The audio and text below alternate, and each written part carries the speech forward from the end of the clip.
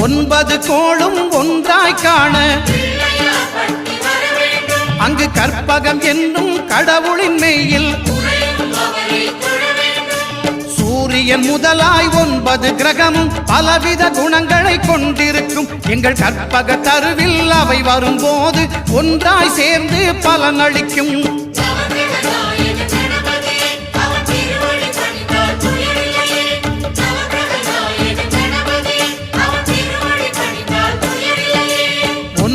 கோளும் ஒன்றாய் காண அங்கு கற்பகம் என்னும் கடவுளின் மெய்யில்